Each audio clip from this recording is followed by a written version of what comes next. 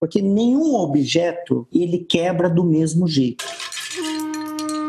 Você pode pegar 10 xícaras, 10 vasos e jogar no chão. Ele vai ter cacos diferentes, ele vai ter quebras de um jeito diferente.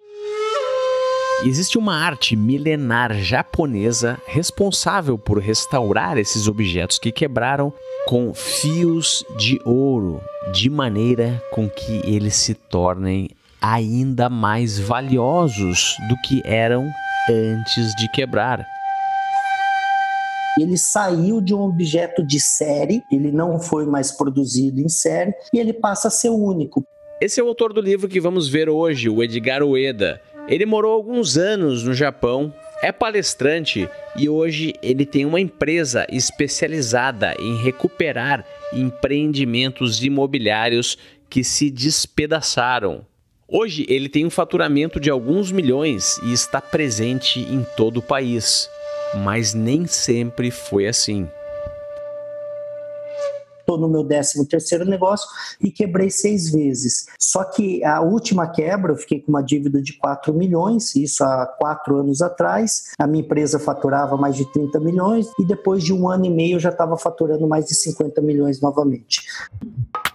O nome da arte milenar japonesa de restauração de objetos quebrados é Kintsugi e é o mesmo título que o Edgar colocou no seu livro. E a ideia é te convencer que cada quebra é uma oportunidade para se tornar ainda mais valioso.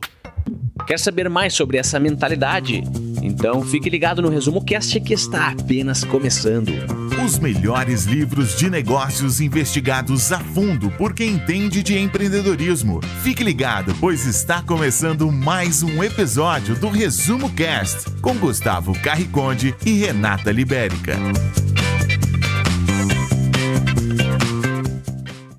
O livro Kintsugi foi publicado pela primeira vez em 2018.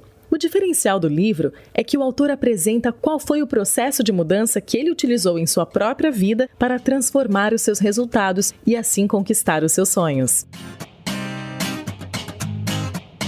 Edgar, qual é o grande problema que o seu livro resolve? Eu criei uma metodologia que faz você sair do seu estado crítico ruim, se você estiver no fundo do poço, se você estiver quebrado, qualquer situação, para que você saia rapidamente dessa situação e volte a fazer dinheiro, big money, volte a escalar, volte a crescer. Então esse é o primeiro problema que ele resolve. O segundo problema que ele resolve está ligado à velocidade no resultado. Muita gente demora 30 anos para crescer, muita gente demora 20 anos. Não tem nada de errado se ele decidir no planejamento estratégico dele ter essa linha de crescimento, ter esse tempo de crescimento. Mas se ele decidir, se ele porventura falar, não, eu queria fazer 5 anos em 1, eu queria me tornar uma autoridade dentro de 1 ano, né? Eu vou te dar um exemplo. Se você perguntar para os grandes mentores de palestrantes, quanto tempo levaria para você se tornar um palestrante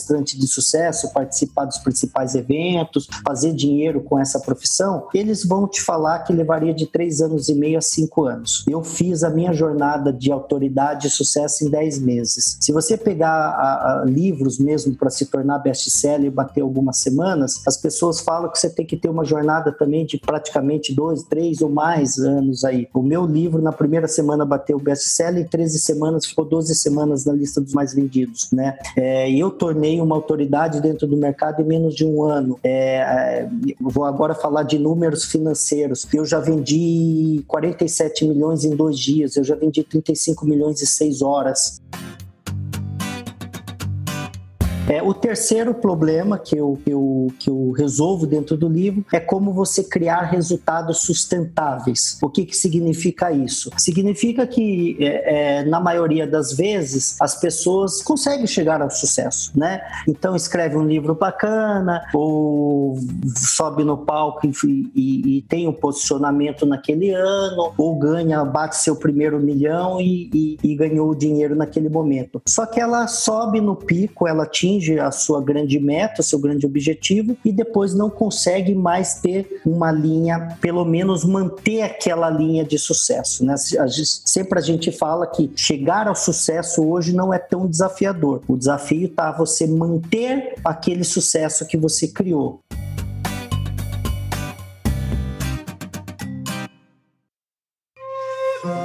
Kintsugi, em japonês, vem da união de duas outras palavras, kin, que significa ouro, e tsugi, que significa juntar.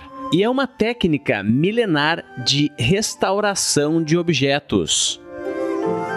Por exemplo, você ganhou um vaso no seu casamento e aquele vaso trouxe alguma lembrança, algum lastro positivo, né? Então, normalmente no Brasil se joga fora. Quebrou, não tem mais valor, joga fora. No Japão, não. No Japão, ele restaura com fios de ouro, laca, né? Cola e fios de ouro, e aquele objeto ele passa a ter um outro valor, um outro significado ainda maior. Porque como ele foi quebrado, ele saiu de um objeto de série, ele não foi mais produzido em série e ele passa a ser único, porque nenhum objeto, Gustavo, ele quebra do mesmo jeito, nenhum objeto. Você pode pegar 10 xícaras, 10 vasos e jogar no chão, ele vai ter cacos diferentes, ele vai ter quebras de um jeito diferente. Então, eu entendi que na vida você fracassa, você erra, você quebra, você cria negócios e você quebra. Na vida de qualquer pessoa, ela vai acumular algumas cicatrizes. E no meio e durante a sua jornada, você pode olhar para essas cicatrizes de forma positiva ou você pode olhar para essas cicatrizes de forma negativa.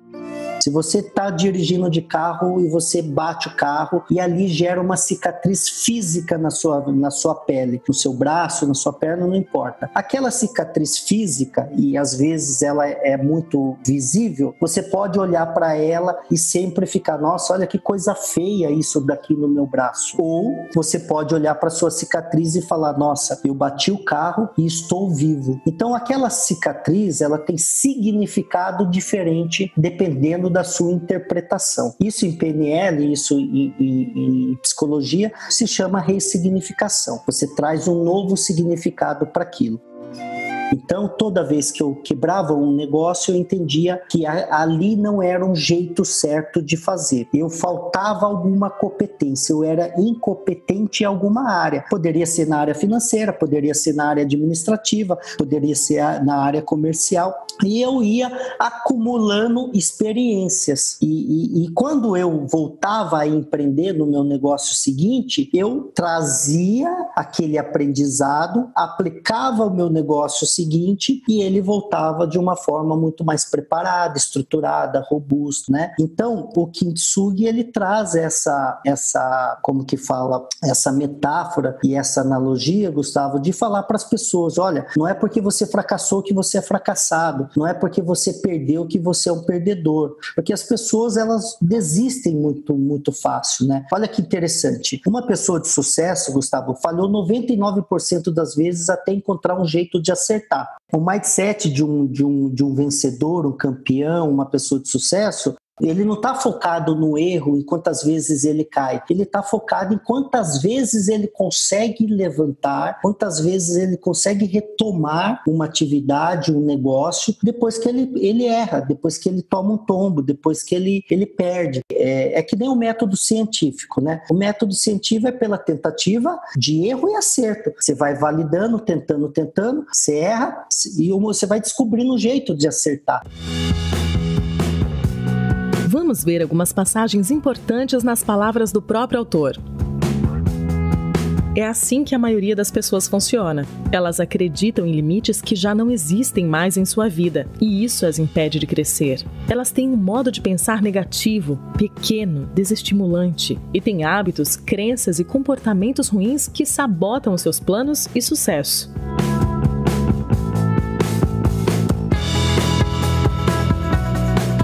Perceba o quão poderosa é essa pergunta. O que é necessário para você virar a mesa e ter mais sucesso? Para estar sempre pronto a subir para o próximo patamar na sua vida? Para virar o jogo a seu favor, dar uma virada em sua vida, é preciso expandir o seu modo de pensar, buscar novas competências mais adequadas e promover mudanças em seus comportamentos. O livro está dividido em 3 pilares que o autor considera necessários para se conseguir dar a volta por cima, ou o que ele chama de turnaround. E esses 3 pilares do Edgar fazem muito sentido e já apareceram em diversos outros livros de empreendedorismo e de grandes pensadores que vêm estudando durante anos as características de quem consegue resultados acima da média. Pilar 1. Mindset. O objetivo é ampliar o seu modo de pensar, sua visão. Eu entendi que ao longo da minha vida empreendedora, principalmente, Gustavo, sucesso está ligado a um conjunto de fatores. Eu não acredito, essa é a minha crença, tá? Que se você for um especialista em comunicação, só em comunicação, você vai chegar ao topo do negócio e se tornar um grande player ou ganhar muito dinheiro. Ou você ser só um especialista em vendas e marketing. Então eu acredito que resultado está ligado ao conjunto de fatores, e o meu conjunto de fatores foi baseado em toda vez que está dando errado, pode ser uma mentalidade errada. Então eu tenho que mudar o meu jeito de pensar, agir, receber as informações. Então primeiro eu mudo o meu mindset. Quanto mais eu tenho um mindset ampliado, expandido, o que significa isso? Olha, esse bate-papo com você faz eu pensar e ter novos insights, né? Pilar 2. Mudanças comportamentais. Você deve realizar um ajuste em seus hábitos para realizar as suas metas. Se conecte com novas pessoas. Faça um planejamento dos seus dias baseado nos seus objetivos. Adquira hábitos saudáveis. E procure ter mais autodisciplina na sua vida. Seja uma pessoa melhor a cada dia. Não existe melhor premissa para o sucesso do que buscar a melhoria diária. Tem até uma frase que fala: não deixe para amanhã, né, o que se pode fazer depois da manhã. É uma frase de brasileiro, ele tem habilidade de procrastinar. É todo mundo? Não é todo mundo, mas é a maioria que não consegue realizar seus feitos. Ele sempre fica procrastinando ou protelando alguma coisa. Eu quero fazer um projeto novo. Aí fica adiando. Eu queria viajar, fazer um curso lá fora. Fica procrastinando e adiando isso. Então, um dos meus princípios, que é comportamentais, ele fala: faça o que precisa ser feito, mesmo que seja o simples. Quando eu era consultor, eu chegava nas empresas e falava para ela fazer o arroz com feijão bem feito. Porque se você faz o simples, o arroz com feijão bem feito, você está fazendo o que precisa ser feito. Tem uma máxima no empreendedorismo, que talvez você já ouviu falar inúmeras vezes, que o feito é melhor do que perfeito. Por que isso? Porque isso é verdadeiro. Porque tem muita gente que fica planejando e não executa. Então, go to action, vai para ação, vai realizar, seja fascinado por fazer. Isso é um comportamento, né? O outro comportamento de trabalhar duro. As pessoas associam o trabalho duro, Gustavo, como o trabalho braçal, o trabalho de desgaste, de você fica... Não, trabalho duro para mim significa intensidade e sim trabalhar mais do que a média. E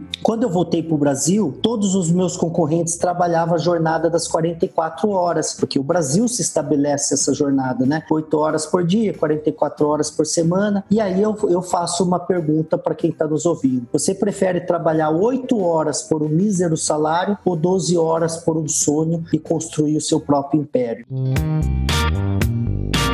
Então, quando eu voltei para o Brasil, eu adotei o mesmo comportamento que eu tinha no Japão. Trabalhar 6 dias na semana, 12 horas por dia, e eu estabeleci fazer isso durante 5 anos da minha vida, que virou 12H, 6D, 5A. 12 horas por dia, 6 dias por semana, durante 5 anos. Ou seja, eu estava na frente do meu concorrente 4 horas por dia, né? Se você somar isso por 6 dias na semana e por todos os dias que eu estava trabalhando, quantas horas eu estava na frente dos meus concorrentes? Claro que não é só trabalho duro, mas se eu juntar todo esse conjunto que eu criei mais trabalho duro, eu tinha um resultado acima da média. Pilar 3. Acúmulo de competências. Você deve investir sempre em seu conhecimento. Esse é o seu melhor investimento. Desenvolver-se constantemente vai garantir que você se torne e se mantenha competitivo nos dias atuais. Leia livros, ouça podcasts, faça cursos. Hoje o conhecimento é muito acessível e diversificado, porém tem um ciclo muito menor. E é exatamente por isso que deve ser um hábito contínuo.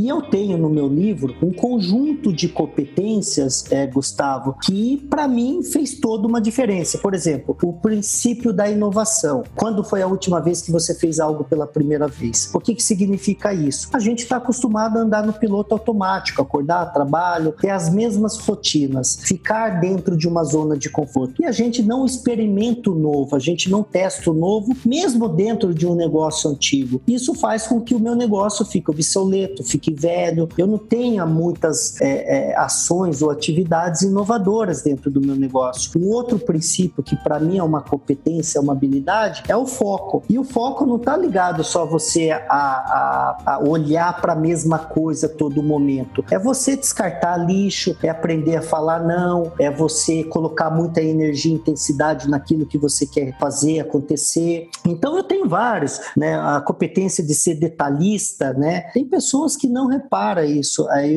Eu morei 10 anos no Japão, Gustavo. Então o Japão fez com que eu criasse uma habilidade de ser detalhista, né? Então eu sou muito minucioso. Eu não sou perfeccionista, mas eu gosto de melhorar tudo aquilo que eu estou fazendo. Que é uma filosofia do eu melhor a cada dia, do princípio do eu melhor a cada dia, que é Kaizen. Essa é uma filosofia até da Toyota. Então, quando você se torna detalhista, tem esse planejamento, consegue ser estrategista, criar um planejamento estratégico, você tem uma competência, uma habilidade de vender, as pessoas acham que ela não é vendedora. Todas as pessoas precisam aprender a vender, a comunicar, a persuadir, a negociar, mesmo ela sendo funcionária, ela sendo uma colaboradora. Então são competências e quando você tem um conjunto de competências e as competências adequadas para que você cresça, ganhe dinheiro, escale, faça carreira, você com toda certeza vai chegar ao topo, vai atingir o seu objetivo de forma muito mais rápida e muito mais fácil. Quanto mais você absorve um conteúdo de uma outra pessoa ou de um livro, você vai expandindo a sua mentalidade e logo você vai tendo outras ferramentas. Você vai tendo outras ferramentas, você vai conseguir fazer muito mais coisas. Eu sempre gosto de fazer uma analogia também de uma caixa de ferramenta dentro da sua casa. Se você só tem martelo dentro de uma caixa de ferramenta, com o martelo você não vai conseguir fazer tudo na sua vida. Mas se você tem uma caixa de ferramenta completa ou com várias ferramentas, o dia que você precisar resolver um problema, você tem a ferramenta certa para resolver esse problema, né? Então é mais ou menos isso, a expansão de mindset. Você está escutando o melhor podcast de resumo de livros do Brasil. E agora eu quero te convidar para conhecer o aplicativo do Resumo Cast para smartphones. Ele está disponível na Apple e na Google Play e é, sem dúvida, a melhor forma de consumir os conteúdos do Resumo Cast e ter a melhor experiência de aprendizado e educação empreendedora possíveis. A facilidade de uso do aplicativo está ficando cada vez melhor. Nós estamos constantemente incorporando novas funcionalidades de acordo com o seu feedback e o aplicativo também é o canal onde a nossa equipe monitora as mensagens suas, da nossa comunidade, dos nossos ouvintes. Também é o canal onde você pode sugerir livros para o Resumo Cast, além de poder criar a sua própria biblioteca e escutar os episódios offline sem conexão com a internet. Tudo isso está na área gratuita do aplicativo e você pode baixar agora mesmo. Visite então resumocast.com.br/aplicativo ou procure na sua loja favorita de aplicativos. Então vá lá agora mesmo, faça o download, não custa nada, é de graça. E não esqueça de deixar um review de 5 estrelas lá na loja de aplicativos, porque é assim que você vai nos ajudar a empoderar a humanidade com o conhecimento dos livros. Voltamos agora com o Edgar Ueda. Então, meus 3 pilares é um modelo, é um método que eu criei que fez eu sair de uma vida de pobreza. Eu morei numa casa de barro até meus 19 anos. Até meus 4 anos de idade, na minha casa não tinha energia nem água. Minha mãe buscava água na bica, esquentava no fogão de lenha para dar banho em 4 filhos. Eu fui conhecer meu pai aos 18 anos, então, ou seja, eu fui criado só pela minha mãe, e minha mãe sempre ausente porque ela trabalhava na roça. 9 anos de idade eu precisei trabalhar porque a gente só tinha, eu peguei minha mãe chorando porque só tinha feijão para comer. Então a minha vida não foi uma vida, eu tinha todos os indicadores, Gustavo, para ser mais um na estatística que não deu certo, não conseguiu realizar e não conseguiu vencer na vida.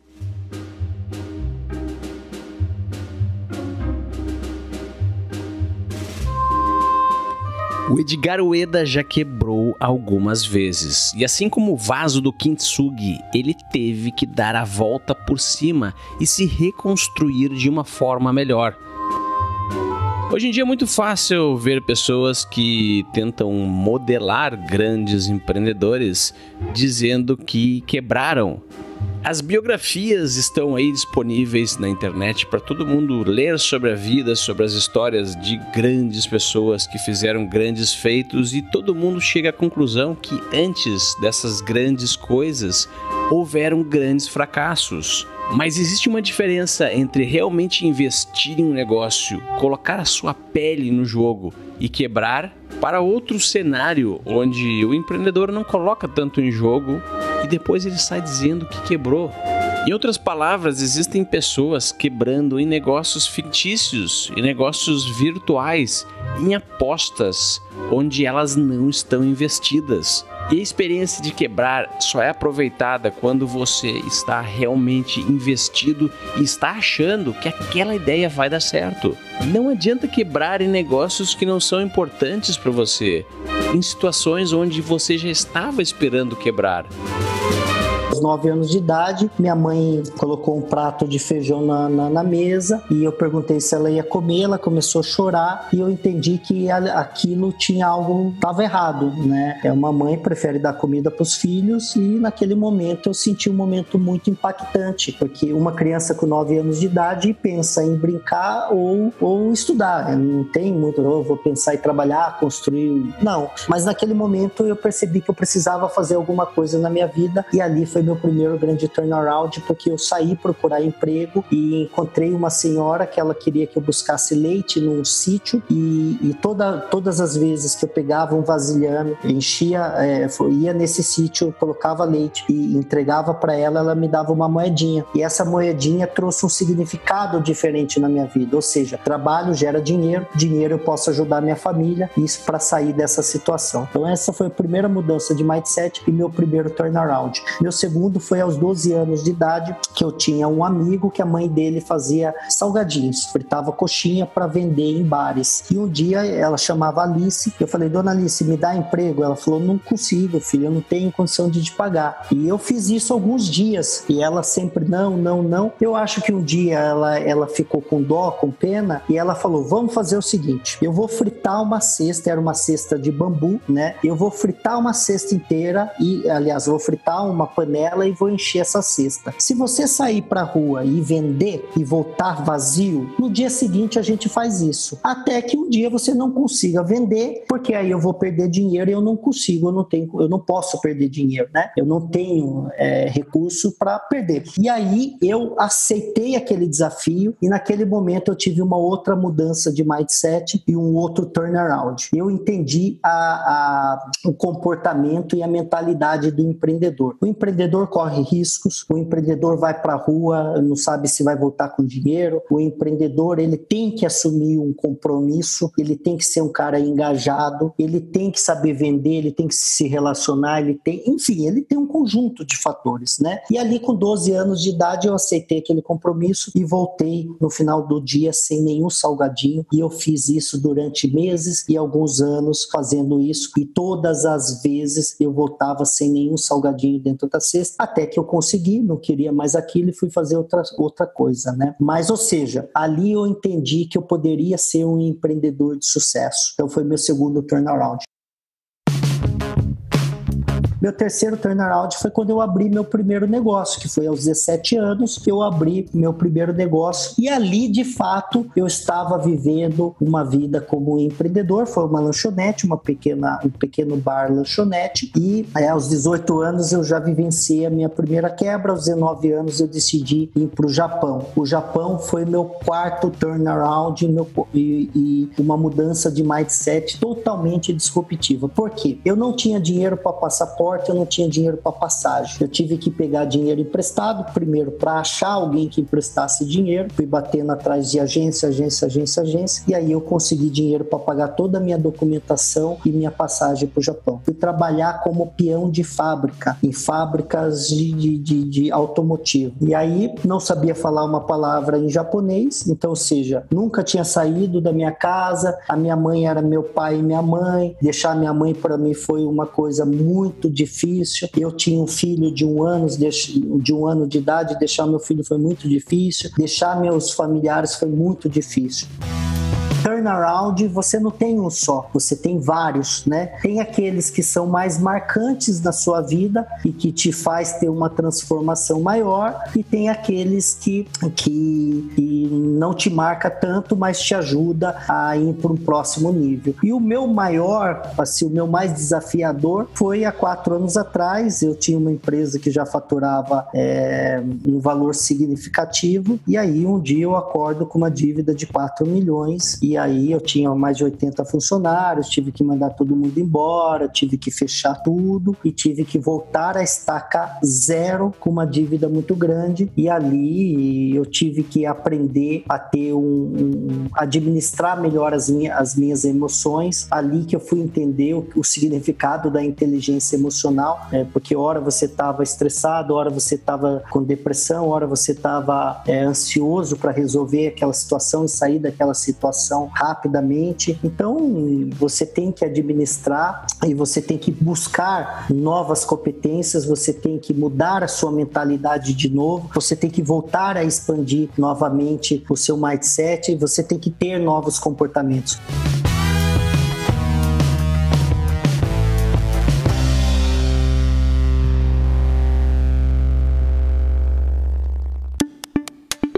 O termo meritocracia é uma palavra que já existe há milhares de anos, desde as filosofias ancestrais gregas, mas se tornou popular mesmo nesse século. E a ideia é a seguinte: quem merece poder e quem merece ganhar mais são aquelas empresas ou aqueles indivíduos que possuem um real talento, que se esforçam e entregam resultados. A meritocracia é contra entregar benefício, levando-se em consideração coisas como hereditariedade, saúde, sexualidade, raça, idade.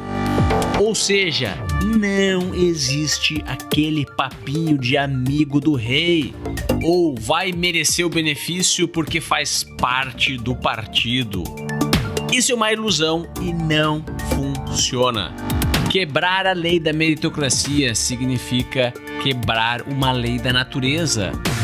Os processos de seleção natural são baseados em meritocracia. Então, se você trabalha em um local ou tem uma empresa onde, para crescer e ter mais benefícios, é preciso agradar alguém, saiba que está trabalhando em um local ineficiente e provavelmente vai perder participação de mercado, porque estamos caminhando para um mundo, para um país, para uma nação, onde as gerações futuras estão cada vez mais entendendo a importância da meritocracia.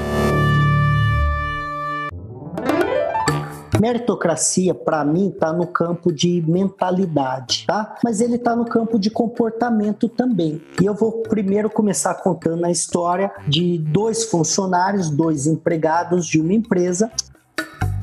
E E aí o José, ele vai pedir aumento porque ele acha que está ganhando menos que o João. O João tem os mesmos 5 anos dentro da empresa, mas ganha pelo menos 2, chegando em alguns momentos ganhar até 3 vezes mais que o José. E aí ele pede uma reunião com o dono da empresa, o patrão, ele pergunta: e aí, Zé, quais são as novidades? O que você veio fazer aqui? Ele fala: olha, eu vim aqui fazer porque eu não estou feliz, eu não acho justo, o João está ao mesmo tempo na empresa, só que ele ganha 2 até 3 vezes mais do que eu.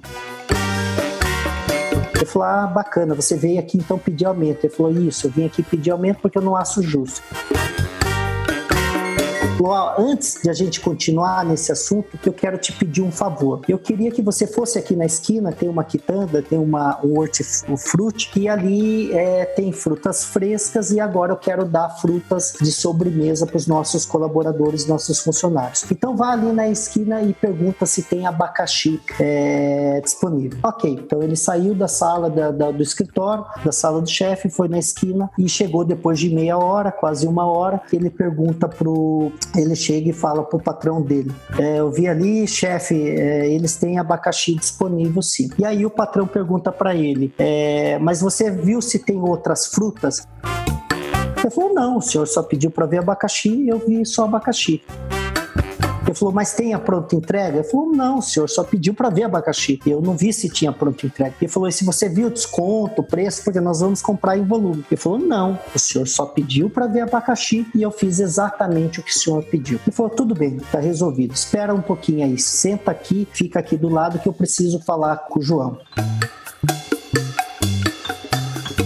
E aí ele pegou o telefone, telefonou para a sala do João e chamou o João. O João entra e fala: fala, doutor, o que você quer? Ele falou: olha, vai aqui na esquina, tem aqui uma quitanda, tem um hortifruti, nós vamos dar frutas agora para os nossos colaboradores de sobremesa. Então verifica se tem abacaxi. E aí ele saiu da sala, ele foi na esquina e depois de meia hora, quase 1 hora, ele volta falando o seguinte: vi sim, tem abacaxi como fruta fresca, mas tem outras frutas frescas como laranja, melancia, mamão, etc. E eu acho interessante a gente não dar só abacaxi. Eu acho interessante a gente montar um cardápio e dar aqui uma fruta diferente por dia. Detalhe, e eles possuem frutas frescas que são entregues no primeiro horário aqui da manhã para que a gente possa manter essa fruta em boa qualidade para os nossos colaboradores. Detalhe, como nós vamos comprar todos os dias no volume muito alto, no volume muito grande, eu consegui um desconto. A fruta, o preço daria esse valor e eu consegui um desconto de 10% até 15% aqui. Se você quiser, eu posso voltar lá ou ligar para a quitanda e já agendar aqui, começar a entregar as frutas a partir de amanhã. E aí ele fica em silêncio por 30 segundos e olha para o José e fala o seguinte: qual era o assunto mesmo que você veio tratar comigo?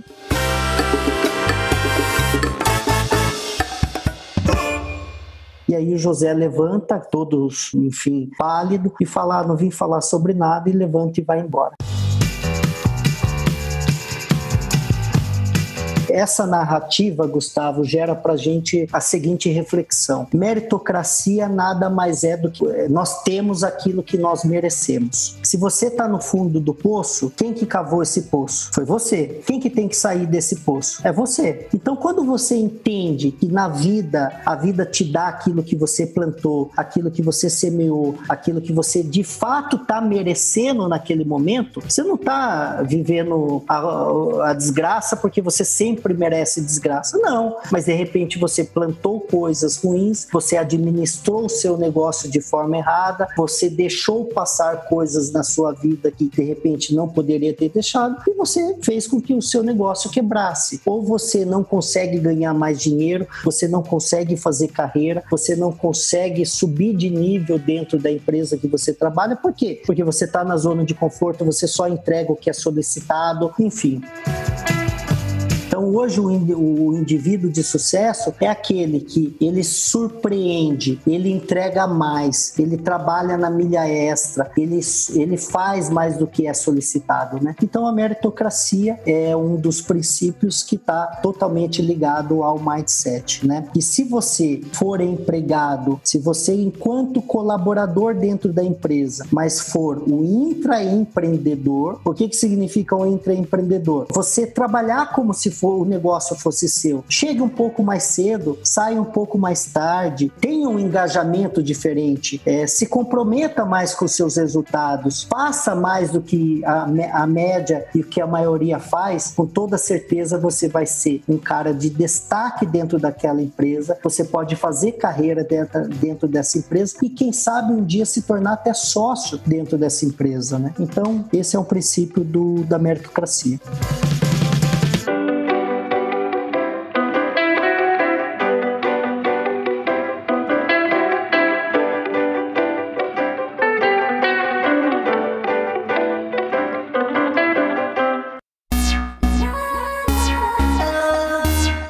Falamos muito em diversos outros livros de negócios sobre sucesso, que parece ser algo muito importante para todos os seres humanos, independente do país, da cultura, da religião. Todo mundo quer sucesso.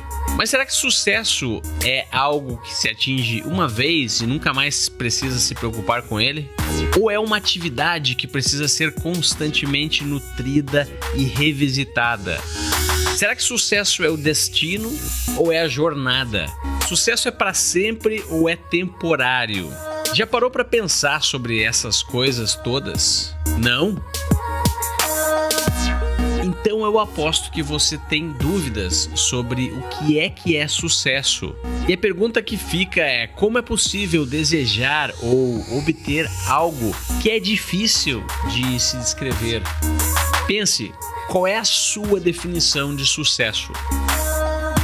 Para mim, sucesso são realizações e nem sempre ela está no campo financeiro, né? Então, por exemplo, se eu quero ter uma família bacana, poder estar com os meus filhos, sucesso é estar com a minha família no momento que eu quero estar, poder, de repente, 2 horas da tarde numa terça-feira estar com eles, né? Não é só o final de semana, não é só a noite. O sucesso para mim, de repente, é falar: nossa, agora eu quero conhecer um país diferente a cada 3 meses. Pode ser, o sucesso naquele momento pode representar isso, é a minha realização. Ou, de repente, andar com o carro que eu quero, morar na casa que eu desejo, ou impactar pessoas, ou transformar a vida das pessoas, motivar, inspirar e provocar mudança na vida das pessoas. Então, para mim, Gustavo, o sucesso, ele representa diferentes situações e diferentes momentos, né? Só que ele tem uma tradução simples. Quando eu quero realizar algo e eu consigo realizar, para mim eu considero como sucesso.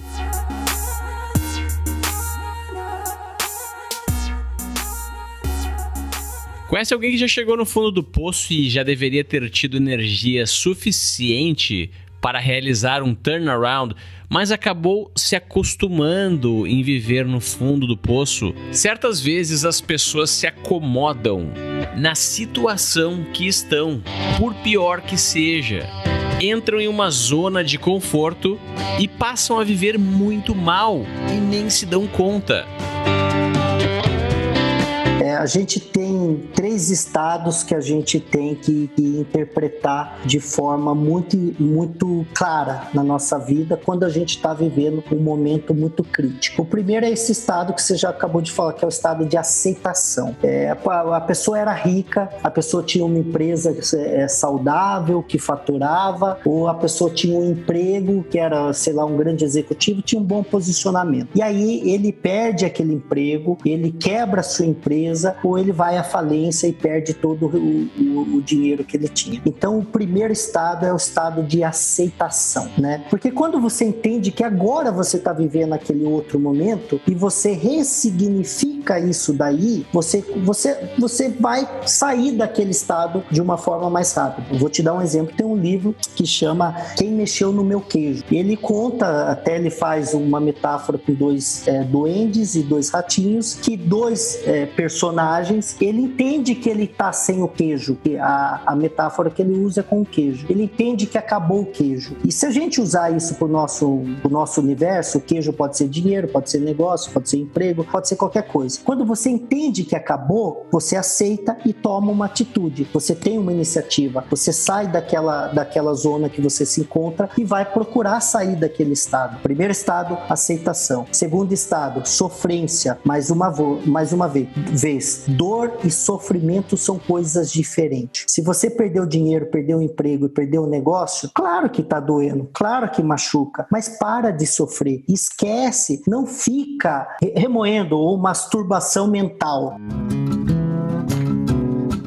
Não fica aquilo tentando resgatar um passado que você teve bonito. Ah, mas lá atrás eu tive isso, lá atrás eu era... Cara, esquece. Não fica remoendo, não fica sofrendo. Esquece rapidamente. Quanto mais você esquecer, menos você sofre, ok? Então você muda o seu estado. E o terceiro é antecipação. É o estado de antecipação. E olha que interessante isso. Beleza. Aí você fala, eu vou empreender de novo. Aí você fica lá, mas e se der errado de novo? Aí você fala, eu vou procurar emprego. Ah, mas e se eu não conseguir emprego? Ou se eu trabalhar e depois de 6 meses for mandado embora, né? Então as pessoas ficam antecipando uma realidade e ela não é verdadeira. Então pare com isso, vai executar, vai procurar emprego, volta a empreender, volta a fazer o que precisa ser feito e aí no dia a dia você vai entender qual que vai ser o feedback que você vai ter da vida, né? Então esses 3 estados faz com que você saia rapidamente do buraco da situação crítica que você está. Repetindo, estado de aceitação, entender que você está numa nova realidade. Estado de sofrência, parar de sofrer por aquilo que você teve no passado e não ficar remoendo essa situação. Estado de antecipação, não tente prever futuro, que ninguém consegue fazer isso. Vai executar, faça o que tem que ser feito e você pode ter resultados fora da curva, né? O objetivo do livro é mostrar que todos são capazes de produzir uma real virada em suas vidas, que todas as limitações que te paralisam não são verdadeiras. São crenças de uma mente limitada, imposta pela maneira que se compreende os acontecimentos e da permanência de hábitos que o direcionam ao fracasso. Você é capaz de promover essa transformação. Você deve começar a corrigir os seus pensamentos. A forma que você pensa deve garantir que é capaz de realizar tudo o que desejar. A partir disso, você vai realizar mudanças comportamentais que otimizem e garantam alcançar seus objetivos. E para se garantir no topo, a aquisição infindável de mais habilidades vai permitir sempre a você alçar novos voos. O ResumoCast vai ficando por aqui, espero que tenha gostado do episódio dessa semana e não esqueça de baixar o nosso aplicativo em resumocast.com.br/aplicativo. O link está aqui na descrição desse episódio. Bom, Gustavo, primeiro quero agradecer aí toda essa disponibilidade aí da sua audiência. Então, para quem quer saber um pouquinho mais desse meu conteúdo, é só seguir eu lá nas redes sociais. Eu tô como Edgar Ueda Oficial. No YouTube eu gero conteúdo, eu entrevisto outras pessoas de sucesso também, tá lá no YouTube. No Instagram eu coloco conteúdo diário, como frases motivacionais. Então, escolhe qual é o seu canal preferido de rede social e me segue lá, Edgar Ueda Oficial. No meu site também, para saber um pouquinho mais, tem meu blog lá, edgarueda.com.br, e para quem quer adquirir o meu livro, está presente aí nas principais livrarias do país, principalmente na rede Saraiva e na Amazon, se você quiser comprar o livro tanto físico como digital. Se você quer receber na sua casa, é só entrar na Amazon e escolher o livro Kintsugi, O Poder de Dar a Volta por Cima. E só mais um ponto, eu sou do mercado mercado imobiliário, Gustavo. Eu tenho uma empresa que chama Neximob. Hoje a minha empresa está em 9 estados, mais de 40 cidades, e a ideia aí é nos próximos 2 anos estar em mais de 150 cidades. Então estou procurando parceiros. Quem tiver a fim de, quem já é do mercado imobiliário, corretores imobiliários, arquitetos, engenheiros, construtores, incorporadores, enfim, quem já navega dentro do mercado imobiliário, quiser me procurar para fazer algum tipo de parceria ou negócio, é só me procurar nessas redes sociais e me chamar lá no direct que a gente inicia aí uma grande possibilidade.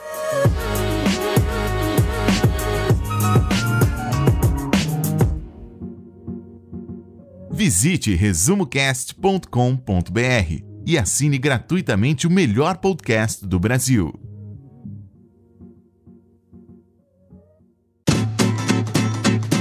Quando você aprende a dar valor ao tempo, você entende que todos nós só temos uma certeza, que nós vamos viver uma única vida e que todos nós temos um prazo de validade. E esse prazo de validade, ele todo dia vai saindo segundos, minutos, horas e dias desse nosso banco.